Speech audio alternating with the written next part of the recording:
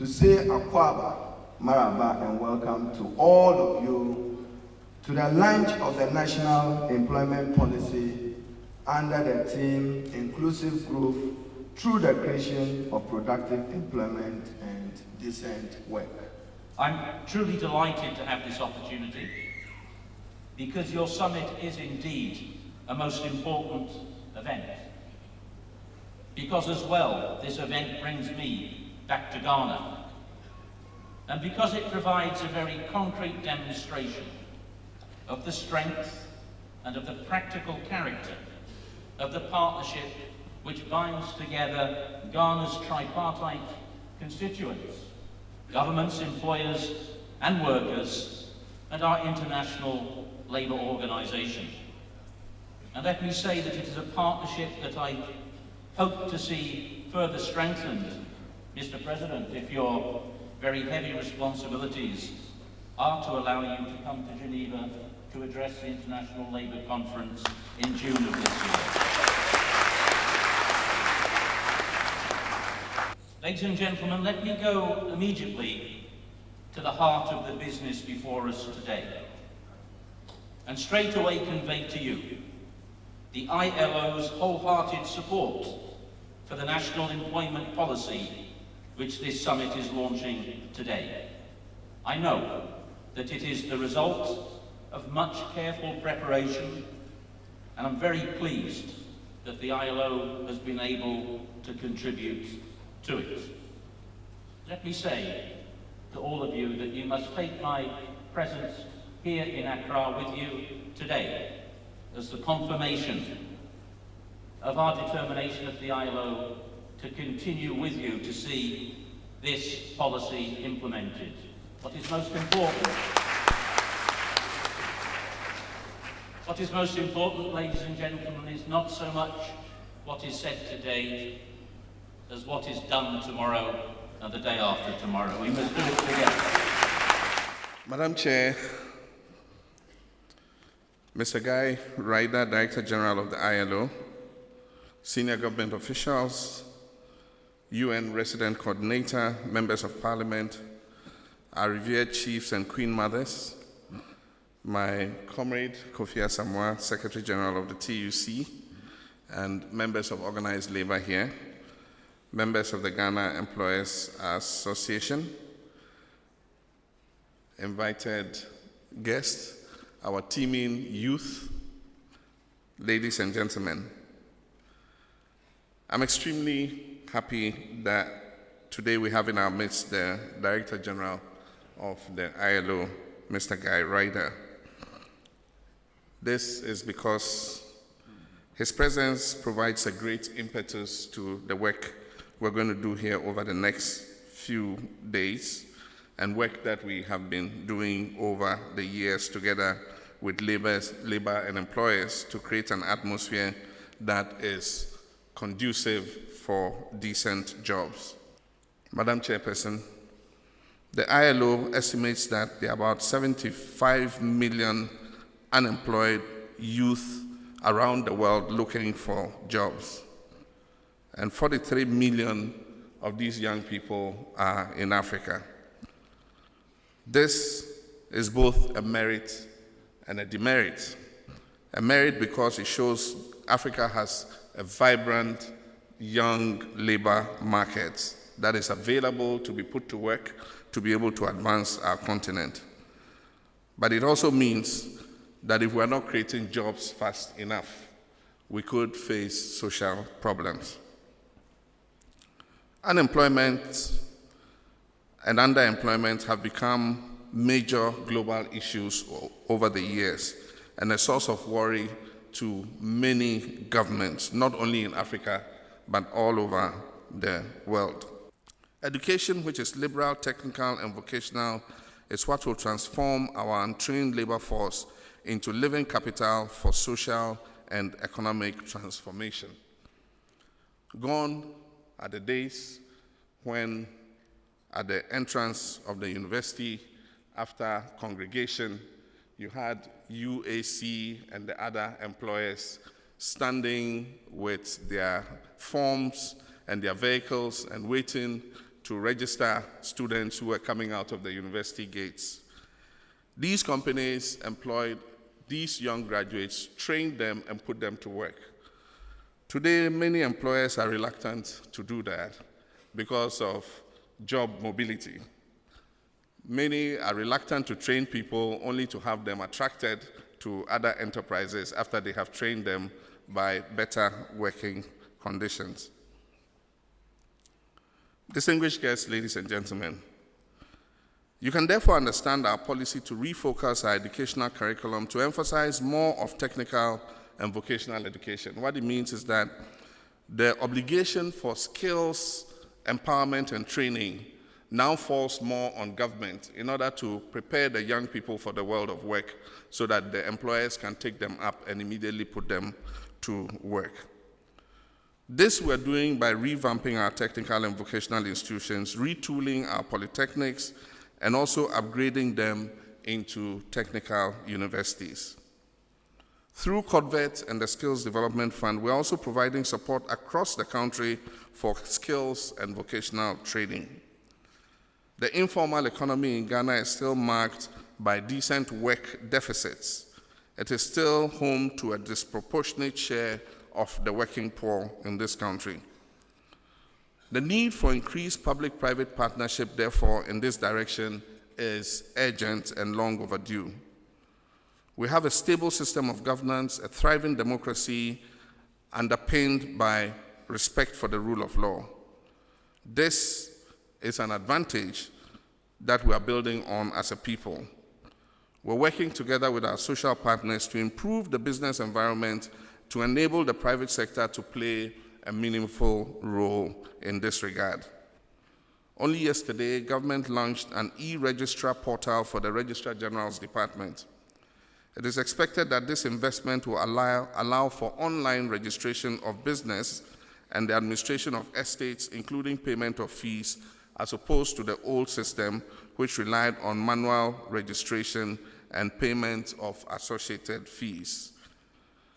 We can no longer continue to be producers of primary products such as gold, cocoa, and timber for export. We can relive the dream of our founding fathers, which aimed to establish a firm industrial foundation as the basis for a robust, self-reliant economy. Aside from ongoing foreign direct investments in our manufacturing sector, Ghana government under the Medium-Term Development Framework Agenda Transformation is directly and indirectly stimulating jobs in the manufacturing sector. The rehabilitation of the defunct Gihok shoe factory in Kumasi has created employment and skills acquisition for more than 200 young people. And today, that factory is producing a significant quantity of the boots that are worn by our security services. A new shea butter processing plant established in Bipe has not only created jobs in the area, but has also created a ready market for thousands of northern rural women and improved their incomes through the purchase of their shea nuts. A new cement plant, the Savannah Cement Factory, which I had the privilege of commissioning over the Easter break, has not only stabilized cement prices in the northern part of Ghana, but has also created more than 2,000 direct and indirect jobs.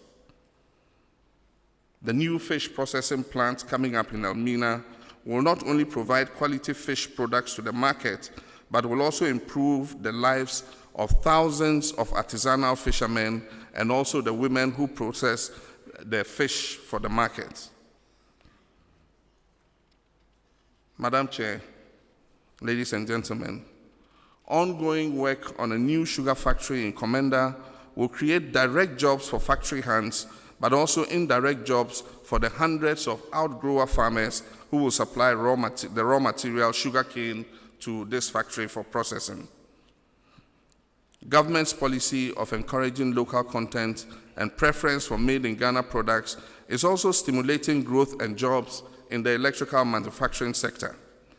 Indigenous manufacturers of meters, cables, and transformers are experiencing a growth in business. And I'm happy to see the marked growth in Ghanaian participation in the oil and gas industry following our local content law. Just 2 weeks ago, I was in Takoradi, and I visited the yard of one of the major subcontractors in the oil and gas sector. And I was surprised to find that it was a Ghanaian who was the major subcontractor, was one of the young people that we had recruited into the Enterprise Development Center in Takoradi. And he had received training, established his business, and he had gotten a major contract as a subcontractor to one of the big oil companies, $1 million project. And what was even more exciting was that 99% of the people working for him were Ghanaian. No expatriate. We need to take advantage of some of these opportunities. The Enterprise Development Center was set up to train indigenous Ghanaian entrepreneurs to be able to take advantage of the local content law that we had passed. The local content law is existing and operational, but oil and gas companies will get exemptions if they cannot find the right skills. And that is why our young people should look at these opportunities and take advantage of them. Support to indigenous pharmaceutical establishments is allowing them to retool and expand production. And I know the president of the Ghana Employers Association is in this industry, and he's aware of the assistance EDIF has been giving to our pharmaceutical industries to expand production. And I can assure him, without him saying it, that that assistance will continue. Ladies and gentlemen, support to the agricultural sector in the rice, poultry, and agricultural subsectors are resulting in a reduction of our food import bill and increased jobs and incomes in the food production area. Ladies and gentlemen, government is also eliminating discrimination between foreign and indigenous investors. As the president of the Employers Association said, an investor is an investor, whether he's foreign or he is indigenous. And so we're eliminating discrimination between the two kinds of investors. It is therefore important for the GIPC to educate the Ghanaian private sector on incentives that are available to indigenous investors. There are many cases in which the Ghanaian private sector and indigenous investors do not even know that they can register with the GIPC and enjoy incentives, including tax holidays. And so I think we must step up education in this area. Yesterday, I visited the Tema Industrial Enclave and commissioned a new $35 million substation built by a wholly private indigenous Ghanaian company to supply reliable power to the Free Zones Enclave. This company is the Enclave Power Company and is responsible for running the Free Zones Enclave, and therefore has invested $35 million in building a new substation. This is what we can do if we do not let our dreams be limited. I also, on this visit, went to the Volta Aluminium Company, Valco, and Aluex. On my visit, I announced government's intention under the Agenda for Transformation to return Tema to its glory days as Ghana's industrial hub.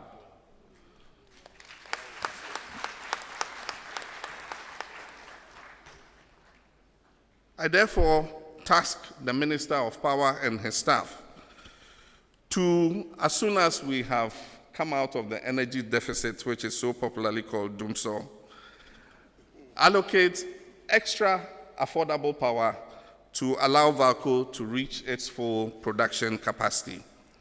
This will not only create new jobs, but with increased products available from Valco, it will allow Aluex, which is in the midstream, to expand its production, and it will allow InStyle, Domod, and all the downstream manufacturing companies to also employ more people and expand their production.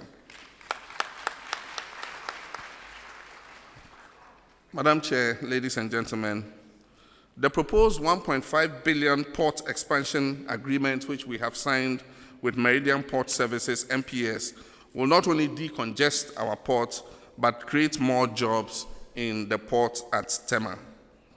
This is the same for the ongoing expansion of the Takoradi port. We expect that it will create 3,000 more new jobs when that expansion is completed. Strategic partnerships are currently being explored to revive the Tema shipyard and dry dock.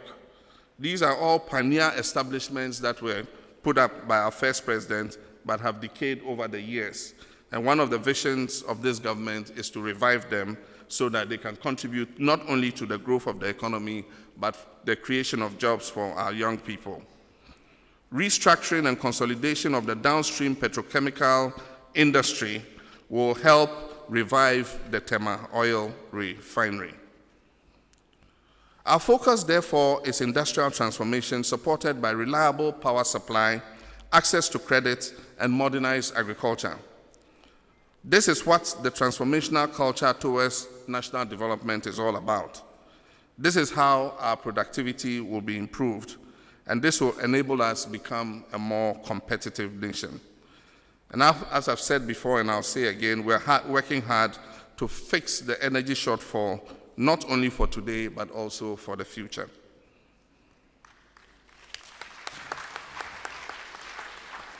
Ghana has the opportunity for an improved economic renaissance.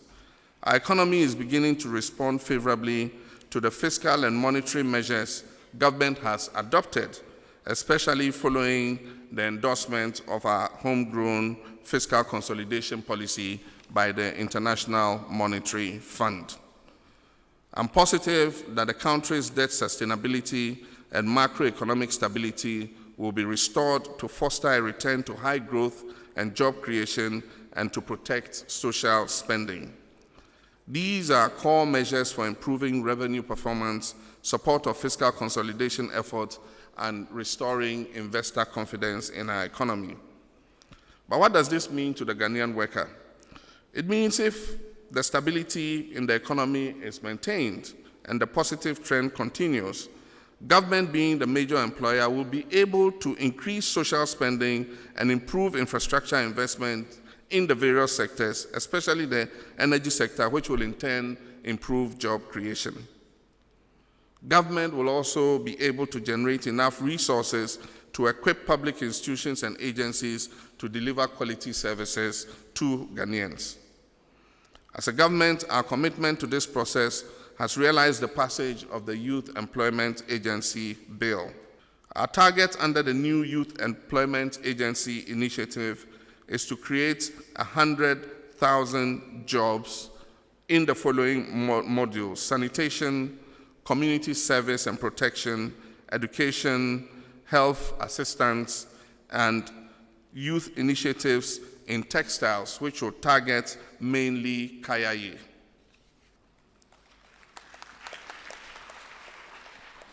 Madam Chair, the YES initiative, which is the Youth Employment Support Initiative, is also finalizing its selection of beneficiaries of the 10 million Ghana Cedi Fund that I set up to create young Ghanaian entrepreneurs. These programs are real, and we must take advantage of them.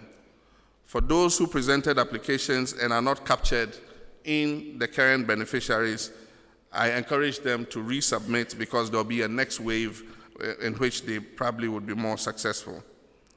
We've also initiated steps to improve pensions and social protection by amending the National Pensions Regulatory Authority law and revamping public employment centers to perform their role creditably. These are all testimonies to my commitment to a productive, harmonious, and sustainable labor front.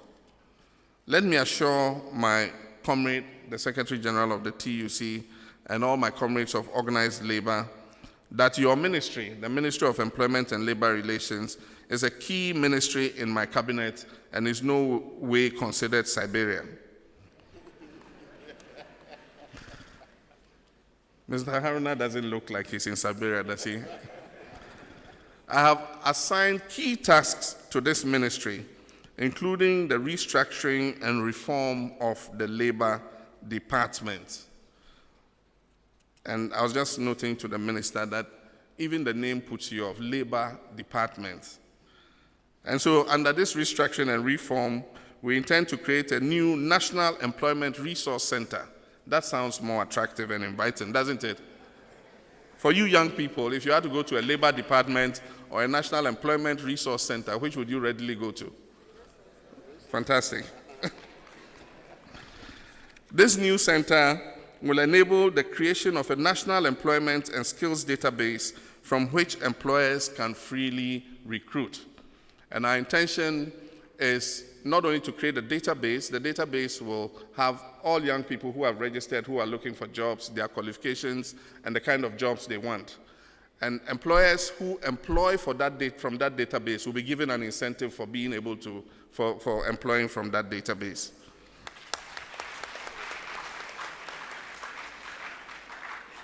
We need to reinforce mutual trust with economic operators through harmonious, effective, and sustainable social dialogue to make businesses more competitive.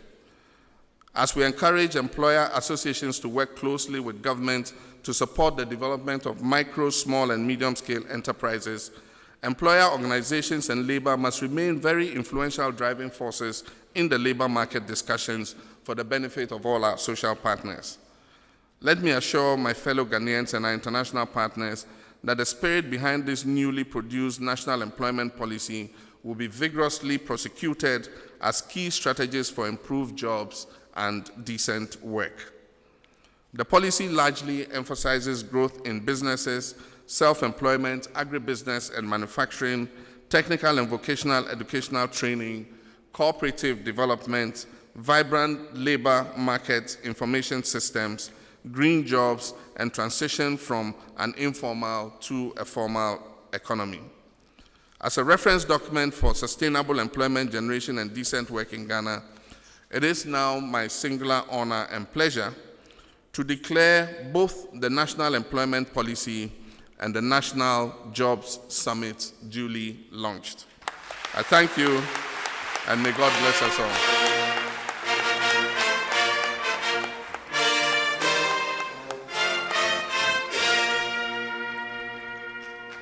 Thank you. May God bless our homeland, Ghana.